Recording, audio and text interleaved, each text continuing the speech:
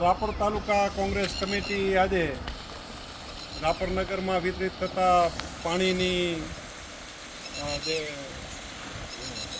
ગુણવત્તા છે એ ચકાસવા માટે પાણીની જે વ્યવસ્થા છે, નગાસર તળાવ છે, આ ફિલ્ટર પ્લાન્ટ છે, બધી જગ્યાએ વિઝિટ કરવા માટે આવેલા છીએ.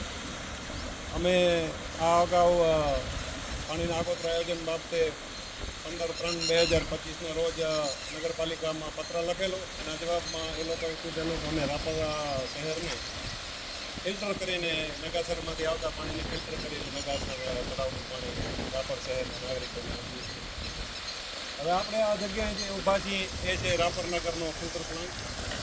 એની હાલત તમે જોઈ શકો છો અને આ બાબતે તમને વધારે જાણકારી અમારા શહેર પ્રમુખ અશોકભાઈ રાઠોડ તમને થોડીક જે જોવા મળ્યું છે એમને એ સમજાવશે. ગઈકાલે અમારા કોંગ્રેસના પ્રતિનિધિઓ રાપર શહેરને કેવું પાણી મળે છે એ જોવા માટે જ્યાં શહેરનો પ્લાન્ટ છે પાણીનો એ જગ્યાએ આવ્યા હતા.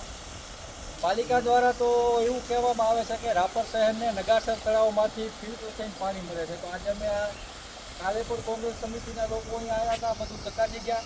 આજે ફરીથી આવ્યા છીએ કે કેવી રીતના પાણી ફિલ્ટર થઈને મળે છે. તો અહીંયા આવ્યા તો જે પ્રેસ નોટોમાં ભાજપની પ્રેસ નોટો હોય છે અને જમીન પરની વાસ્તવિકતા ખરેખર અલગ છે.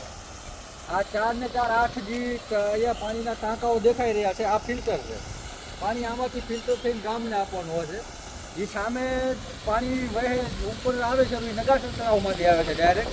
એટલે મોટરથી ખાલી પાણી ઉપર ખીચીને આ ટાંકામાં પાણી આવવું જોઈએ, ત્યારે અહીંયા ફિલ્ટર થાય. અને ટાંકા મારફતે અહીંયા નાલીઓ બનાવે છે, એના દ્વારા મુખ્ય સપ્લાય જે ટાંકો છે ગામને પાણી આપે, એમાંથી આખા ગામને મળે. પણ અહીંયા એ તો દ્રશ્ય અલગ છે. છેલ્લા 6-8 મહિનાથી આ ફિલ્ટર પ્લાન્ટ બંધ છે અને પાણી નગાસરથી ટ્રાન્સફર થઈને અહીંયા મોટરમાંથી નીચે ચડીને પાછું ટાંકામાં જાય છે. એ જ પાણી જે નગાસરમાંથી આવે છે એ પાણી ગામને મળે છે. એટલે આ પાણી બિલકુલ દૂષિત છે.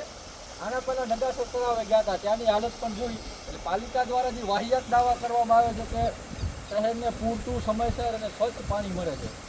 એટલે હું તો રાપર શહેરના લોકોને એમ જ કહેવા માંગીશ કે કદાચ તમે કપડાં ધોવામાં કે બીજી ચીજ વસ્તુઓમાં પાણીનો ઉપયોગ કરતા હો તો એ છે તો હાનિકારક જ, પણ પીવામાં તો મહેરબાની કરીને આ પાણીનો ઉપયોગ કરતા નહીં. કારણ કે પાલિકા તમારા સ્વાસ્થ્ય સાથે ચેડા કરી રહી છે. જે છાપાઓમાં આપે છે એ અલગ છે ને જમીન પરની હકીકત આજે અમે જોઈ ત્યારે ખબર પડી. વિડીયોમાં પાણીની દુર્ગંધ નહીં આવે ને કે અહેસાસ થાય કે આ પાણી કેટલું દૂષિત છે. એટલે આ પાણી પીતા પહેલાં ધ્યાન રાખે. ને પાલિકાને વિનંતી કરું છું કે માત્ર ને માત્ર રાપર શહેરની જનતાને મૂર્ખ બનાવવાનું કામ ન કરે. અને આ પાણી એક મૌલિક સુવિધા કહેવાય, આ તમે પૂરી નથી પાડી શકતા. દાવા તમે 1 કરોડ 10 કરોડ 50 કરોડ 100 કરોડ આટલા 1000 કરોડ આવા દાવા કરો છો વાહિયાત. આ દાવા કરવાનું બંધ કરી દો.